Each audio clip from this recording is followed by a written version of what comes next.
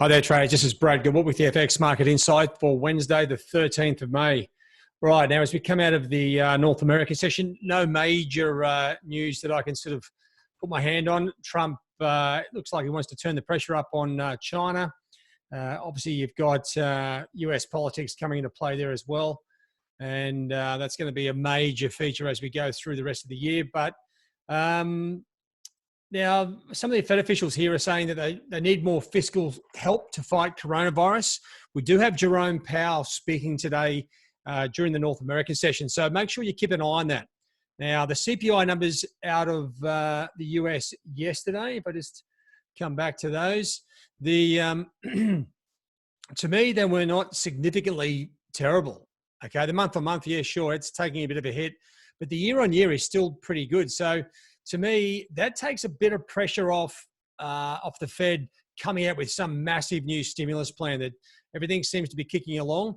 And that probably saw those CPI numbers, probably saw the equity markets just roll over a bit, because it means, there's no, I don't think there's going to be an increase in or an expansion of their stimulus program, not just at the moment on those numbers. So that's something to keep an eye on as we go through that North American session in particular. Now, the dollar index just trading sideways, right? We had a bit of a false break yesterday above that trend line. That's the newly drawn resistance line. It's back in the middle of the range, as is dollar one. So not much to see there. Now, the major pairs, they were sort of going all right. The Kiwi, as you can see here, is the odd one out. Now, if I just bring you across to the charts, you'll see that the Kiwi is just taking a bit of a nosedive. That's because the RBNZ, they left rates unchanged, but they did say that they were going to need to expand their stimulus program, and the risks are all to the downside, right? So that's direct from the central bank. You would expect that anyway. So I think the market, this is like a few of the moves yesterday here in the Aussie yesterday. The market is a little bit, or traders are starved of trading opportunities, so they're jumping on anything. And I think with that, the RBNZ there, yeah, sure, but selling back towards 60, 55 looks like a bit of a short-term opportunity. But don't forget, Jerome Powell could change the whole picture for all the dollar pairs, right? So just keep an eye on that. But I don't think it's a surprise. I know the RBNZ and New Zealand in general have been talking about rolling back the lockdowns. But so this sort of throws it in the back end a bit, like, all is not well. So just keep an eye on that. It's just giving the Kiwi a bit of a negative sentiment. So you should be having a look across all your Kiwi crosses for isolating the best pairs to be trading. Now, of course, they've already probably moved a substantial amount, but when you get the central bank saying something, it gives it more strength, right, or importance. And that should see any retracements just be short-lived as well. So we may see the Kiwi drift lower. Now the sterling, right? Sterling to me is the pair that is probably the one to be focusing on the most. The rest of them, I've expanded all the charts here, so you can't see all the trend lines. But most are trading sideways in recent ranges. So if I just bring you back to the MyFX FX Daily Market Insight, I can actually sort of tell you what I'm talking about here now. Out of all the pairs, sterling is the most active at this point. Now, all the news basically coming out is the UK has got the most infections and everything else going through out of the European zone, or Europe, I should say. They're out of the Eurozone. So with that, as everyone else is looking to roll back the lockdowns, they will be sort of locking down potentially even more. And that's going to be a bigger slowdown for the UK economy and leave them well behind everyone else. So to me, there's one last support trend line here at 122.50. If I just bring you back over to the charts, I'll give you a bit of a look at that, a bit more first-hand look.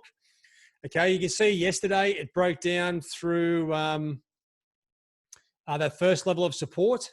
Okay, and now we're really up against it here. It's sitting right. So there's that first level up around 123. If you missed that, we've got one level here at 122.50. If it goes through there, well then, it opens up Pandora's box for anything on the downside. And that's what I'm looking for. I mean, if the data or if the news is correct, don't forget this is geopolitical news, so it's not exactly something you can hang your hat on. But it is the main focus at the moment. And I think that could put extra pressure on sterling, and it loves going for a run. So you can see the full breakdown of the setup here. If you go into the analyst's pick, pen's gone a bit wonky there. You'll see the full parameters for the trading opportunity that I'm sort of looking at. The rest of the pairs, well, we do have a bit of short-term momentum on some of them. Dollar yen up, Kiwi down, but still predominantly they are trading sideways. So it's a bit of a wait and see. And as I said earlier, if I just delete that, if you come down here, we do have Jerome Powell speaking. So that should be coming up in the calendar. It's not at the moment, but we'll get that tuned up.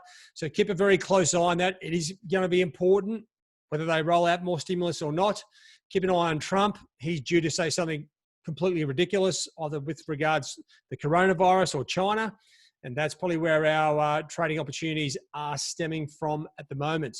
All right. So now, not a huge amount of movement, but once you come back in and start focusing on, once again, I think with Jerome Powell speaking, the equity markets, US equity markets will be the lead. And then we should get some sort of direction from flowing from that into the sort of risk on, risk off pairs, and also the Asian and European equities.